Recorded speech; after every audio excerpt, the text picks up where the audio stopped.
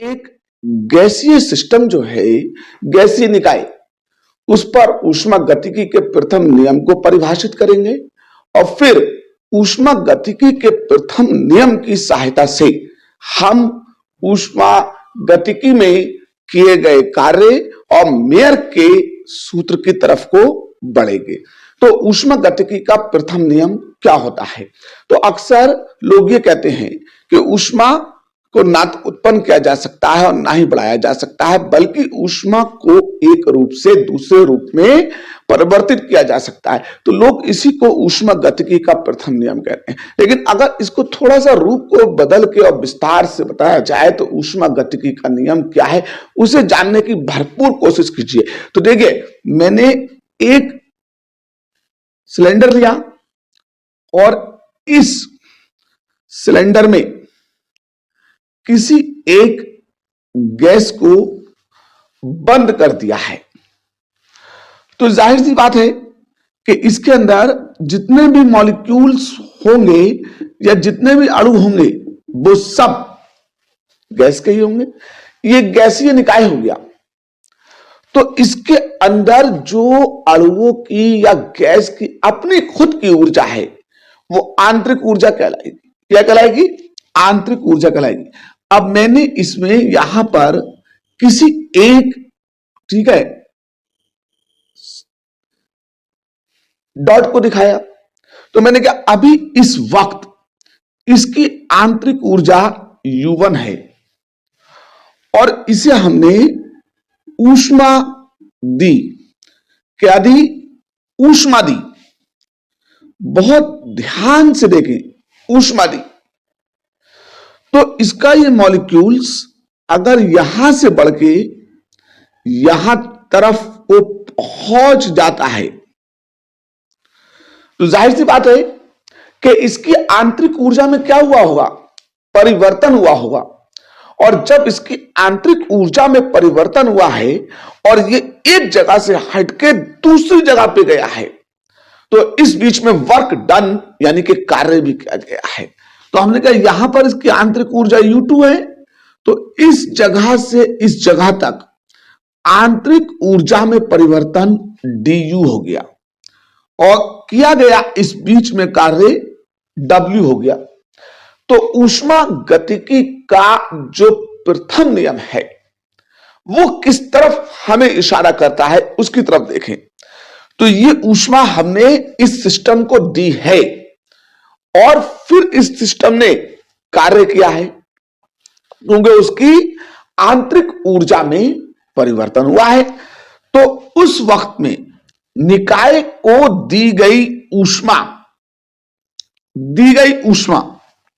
जो आपने दी है उसकी मात्रा और निकाय ने जो कार्य किया है वो उनका जो अंतर आएगा उसकी वजह से निकाय की आंतरिक ऊर्जा में परिवर्तन होगा। तो ये आपका जो कहलाता है फर्स्ट लॉ ऑफ थर्मोडायनामिक्स कहलाता है। तो according to the definition of, ठीक है, थर्मोडायनामिक्स फर्स्ट लॉ, तो जब किसी ऊष्मा गतिक निकाय को ऊष्मा दी जाती है तो निकाय की आंतरिक ऊर्जा में परिवर्तन होता है और वो निकाय कार्य करने लगता है। जब किसी ऊष्मा गतिक निकाय को ऊष्मा दी जाती है तो निकाय की आंतरिक ऊर्जा में परिवर्तन होता है और वो निकाय कार्य करने लगता है। तो इन केस निकाय को दी गई ऊष्मा और निकाय के द्वारा किए गए कार्य का अंतर, निकाय को दी गई ऊष्मा और निकाय के द्वारा किए गए कार्य का अंतर निकाय की आंतरिक ऊर्जा में जो परिवर्तन हुआ है उसके बराबर होता है, तो यह है ऊष्मा गतिकी का प्रथम नियम। ठीक है, फिर सुनिए एक बार, जब किसी ऊष्मा गतिक निकाय को ऊष्मा दी जाती है तो वो निकाय कार्य करने लगता है और उसकी आंतरिक ऊर्जा में परिवर्तन होता है। तो इस स्थिति में निकाय को दी गई ऊष्मा और निकाय के द्वारा किए गए कार्य का अंतर निकाय की आंतरिक ऊर्जा में परिवर्तन के बराबर होता है। तो ये ऊष्मा गतिकी का प्रथम फर्स्ट लॉ कहलाता है। तो ऊष्मा गतिकी का प्रथम नियम हम समझते हैं कि बहुत अच्छी तरीके से आपकी समझ में आ गया होगा। हमें क्या करना था? मेयर का सूत्र सिद्ध करना था। मेयर का सूत्र सिद्ध करना है। इसके लिए मैंने क्या किया, देखिए, एक बर्तन में थोड़ी सी ऊष्मा देने के लिए कोई गैस बंद कर ली है। तो इसमें कोई एक गैस है, ये एक ऊष्मागतिक गैसीय निकाय है और मैंने इसको क्यू ऊष्मा दी है। कितनी क्यू ऊष्मा दी है? अभी कोई फाइंड नहीं किया है कि ये ऊष्मा स्थिर दाब पर है कि स्थिर आयतन पर है। At constant pressure and other at constant volume, no clear, कोई भी क्लियर नहीं किया है। लेकिन हां, अब हम इसका ग्राफ बनाना शुरू करेंगे। तो हमने क्या किया, जरा बात को यहां पे सब ध्यान दें। मैं एक पीवी वक्र को खींचता हूं, आयतन और दाब ग्राफ को खींच रहा हूं। तो मैंने क्या किया, आयतन और दाब ग्राफ खींचा। तो ये दाब की रेखा है, ये आयतन की रेखा है। अभी मेरे पास कोई एक इस जगह पर गैसीय निकाय है और इसका इस जगह पर जो ए बिंदु है, मैंने कहा इसका यहां पर दाब P है, आयतन V है और इसका ताप T है। ताप क्या है? T है। अब हमने इसे ऊष्मा दी तो ये यहां से इधर की तरफ आ गया। जरा ध्यान दे, सब सारे प्यारे और प्यारियां, सारे प्यारे और प्यारियां ध्यान दे। तो ये इधर से इधर की तरफ गया, ए से बी की तरफ इसने मूव किया है। तो देखेंगे भाई, देखेंगे, बहुत छोटी और वेरी सिंपल सी बात है कि अब आयतन जो है वो इसका बढ़ रहा है या आयतन में परिवर्तन हो रहा है, लेकिन किसी भी सूरत पे दाब की तरफ रेखा उठी नहीं है, तो स्थिर दाब हो गया। तो दाब को तो आप यहां पे P लिखे, आयतन पहले V था, परिवर्तन अगर इसमें, ठीक है, D हो गया है तो उसे dV लिख दीजिएगा और अब ताप को T प्लस डेल T लिखेंगे, T प्लस डेल T लिखेंगे। यही काम दूसरा के, अगर ये इधर की जगह इधर को मूव कर जाता और ये एक वर्टिकल लाइन हमारे सामने आती, इस पॉइंट को हम C कह लें, तो फिर इसके जो कोऑर्डिनेट होते, तो अब यहां पे दाब बढ़ लिया है, तो दाब तो P से, ठीक है, dP हो गया, लेकिन आयतन कांस्टेंट है और ताप उतना ही बढ़ेगा जितना कि स्थिर आयतन पर था। तो इस तरीके से थोड़ा सा ग्राफ अच्छा लगे आप इसको मिला लीजिएगा, ना दिल चाहे तो ना मिलाइए। ठीक है भाई। तो इधर की तरफ जब हम चले हैं इस तरह से, तो हमने क्या किया है, स्थिर मतलब स्थिर दाब पर गए हैं। और जब हमने इधर की तरफ चले हैं, ऊपर की तरफ, तो हम कहां गए, स्थिर आयतन पर गए हैं। तो हमारे कहने, एक बार at constant pressure and other time at constant volume, यानी कि स्थिर आयतन आ जाएगा। ठीक, चलिए ठीक। अब ये पूरा एक प्रोसेस तैयार हो गया है मेयर के सूत्र के लिए। क्या किया है, एक हमने गैसीय निकाय लिया था और उसे ऊष्मा दी थी, एक बार आयतन को स्थिर रखकर ऊष्मा दी और एक बार दाब को स्थिर रखकर ऊष्मा दी है। बस इतनी दो बातें जानेंगे। अब देखिए आपने क्या किया, बहुत ही सिंपल और साधारण सा फंडा है। ठीक है, बहुत सिंपल और साधारण सा फंडा है। हमने क्या किया, मेयर के सूत्र की तरफ जाने से पहले ऊष्मा गतिकी का प्रथम नियम लिखा, फर्स्ट लॉ ऑफ थर्मोडायनामिक्स, प्रथम नियम। ठीक है, और प्रथम नियम क्या है? Q माइनस W बराबर du, du। इससे समीकरण एक कह लें। अब इसका इस्तेमाल बारी बारी से करें। एक बार आप A से B तक गए जो कि स्थिर दाब पर है, एक बार आप A से C तक गए जो कि स्थिर आयतन पर है।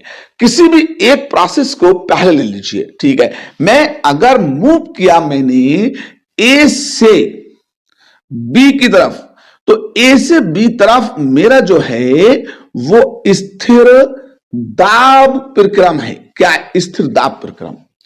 और स्थिर दाब पर अब हम कार्य की तरफ बढ़े तो कार्य तो जो होता है वो P इंटू dB हो गया। अब स्थिर दाब पर आगे बढ़ते हैं हम, तो हमने कार्य निकाल लिया, अब ऊष्मा निकाली। और ऊष्मा स्थिर दाब पर जब निकालेंगे तो विशिष्ट ऊष्मा, ठीक है, m का मान 1 मोल रखिए क्योंकि 1 मोल के लिए है। और ठीक है, विशिष्ट ऊष्मा को स्थिर दाब पर Cp और ताप में परिवर्तन कितना हुआ है? डेल टी, ये Q आ गया। और स्थिर दाब पर आंतरिक ऊर्जा में परिवर्तन, पहले A पे थे तो आंतरिक ऊर्जा UA, अब कहां चले गए? B पे, तो आंतरिक ऊर्जा UB। तो आप जो DU होगा DU, तो आप UB में से UA को घटा लेंगे। अब इन सारे मानों को समीकरण 1 में रखें, तो समीकरण 1 से देखें भाई, तो Q की जगह पे Cp इंटू डेल टी, अब W की जगह पे P इंटू dB और du की जगह पे UB माइनस UA हो गया, UB माइनस UA। इसे हम बॉक्स में बंद कर लेते हैं और समीकरण 2 कह लिया। तो ये हमारा A से B जो प्रक्रम था स्थिर दाब पर, उस पर। अब चलते हैं किधर? A से C की तरफ। तो A से C की तरफ स्थिर आयतन पर है, तो आपने A से C प्रक्रम की तरफ गए, तो ये प्रक्रम किधर है? स्थिर आयतन पर है। और स्थिर आयतन पर जो वर्क होता है वो 0 होता है। क्यों? क्योंकि जब आयतन में परिवर्तन 0 हो जाएगा तो किया गया कार्य भी क्या होगा? 0 होगा। और स्थिर आयतन पर जो विशिष्ट ऊष्मा लिखी जाएगी वो 1 गुणा Cb into D del T लिखी जाएगी। और अब du जो लिखेंगे वो UC माइनस UA लिखेंगे। इन मानों को फिर से आप समीकरण 1 में रखें, प्रथम नियम में। कहां पर? समीकरण 1 से। तो Q की जगह पर Cb इंटू डेल टी आ जाएगा, W तो 0 हो गया। और अब du की जगह पर UC माइनस UA आ जाएगा। इसे बॉक्स में बंद करके समीकरण 3 कह लें। अब देखें भाई, ध्यान से देखें, जो B पर ताप है वही ताप C पर है। और स्थिर ताप पर आंतरिक ऊर्जाएं बराबर होती हैं। तो यहां पर जरा ध्यान देंगे सब लोग, बहुत अच्छी तरह से ध्यान दें बात पे, ठीक है, कि B व C के ताप समान है। समान ताप पर जो अब आपका समान ताप पर UC जो होगा वो UB के बराबर होगा। तो समीकरण 3 में UC की जगह पर UB रख दें। तो समीकरण 3 से देखें तो CB into del T U B minus U A, तो एक ये बन के आई, इसे समीकरण 4 कह लें। अब समीकरण 2 देखें और समीकरण 4 देखें, दोनों की राइट साइड आपस में कैसी है, बराबर है, तो इसलिए इनकी लेफ्ट साइड भी क्या होगी, आपस में बराबर होगी।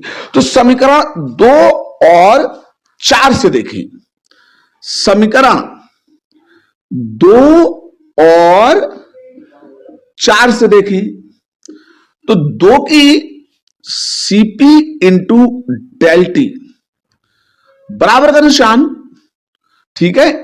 अब माइनस का P इंटू डीबी, सीबी और डेल टी।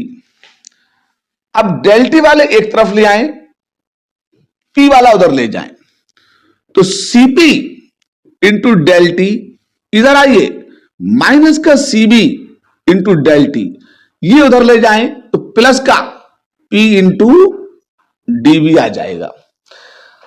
अब दोनों से डेल टी क्या करें, कॉमन निकालें, डेल टी दोनों से कॉमन निकालें, डेल टी आ गया कॉमन, बचा क्या, P इंटू डीबी बचा। अब जरा सी देखिए, बहुत ध्यान दें, सीपी माइनस सीबी गैस की दोनों विशिष्ट ऊष्माओं का अंतर आ गया, इसे समीकरण क्या कह दें, ठीक है, 5 कह दें। लेकिन अच्छी तरह से जाने, जो P इंटू डेल वी होता है वो R इंटू डेल टी के होता है, क्योंकि पीवी बराबर आई टी, पीवी बराबर आई टी। अब आप इसकी जगह पर ये आई टी रख दीजिए, तो समीकरण 5 की तरफ जब हम लोग चलेंगे, समीकरण 5 से, तो सीपी माइनस सीबी बराबर, ठीक है। अब अगर डेल टी इधर लिखा हमने गुणा में, तो अब R इंटू डेल टी, अब डेल टी से डेल टी क्या हो गया, कैंसिल हो गया, तो आपका मेयर का सूत्र सीपी माइनस सीबी बराबर R आ जाएगा। और यही ऊष्मा गतिकी के संबंध में मेयर ने अपना सूत्र दिया था, सीपी माइनस सीबी बराबर R, जिसमें गैस की स्थिर ताप पर विशिष्ट ऊष्मा और स्थिर आयतन पर विशिष्ट ऊष्मा का अंतर जो होता है वो गैस नियतांक के बराबर होता है। तो ये तो था ऊष्मा गतिकी के संबंध में मेयर का सूत्र। तो उम्मीद करता हूं इस मेयर के सूत्र को आपने बहुत अच्छी तरीके से समझ लिया है और जान लिया है।